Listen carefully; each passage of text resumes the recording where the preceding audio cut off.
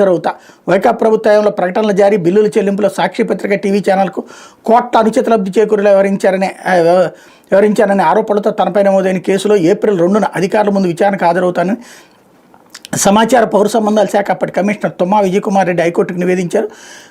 BNSS section 35(3) కింద ACB అధికారులు ఇచ్చిన నోటీసు కట్టుబడి ఉంటానన్నారు. ఆయన తరపు సీనియర్ న్యాయవాది శ్రీరామ్ ఈ విషయాన్ని హైకోర్టుకు తెలిపారు. విజయకుమార్ రెడ్డిపై నమోదు చేసిన కేసులో అదనంగా సెక్షన్ చేర్చారని, ఈ విషయాన్ని తమ పిటిషనర్కి ఇచ్చిన 35(3) నోటీసులో ప్రస్తావించలేదని అన్నారు. ఏసీబీ తరపున ఏజీ దమ్మాలపాటి శ్రీనివాస్ స్పందిస్తూ గత ఏడాది డిసెంబర్ 31 పిటిషనర్ ముందస్తు బెయిల్ పిటిషన్ వేశారని, విచారణకు హాజరు కావాలంటే ఏసీబీ అధికారులు ఇప్పటికే నోటీసు ఇచ్చారని కోర్టు దృష్టికి తెచ్చారు.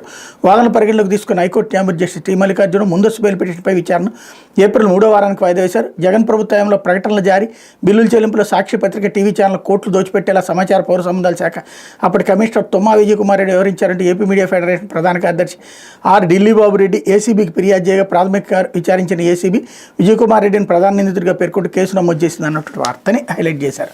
లేకపోతే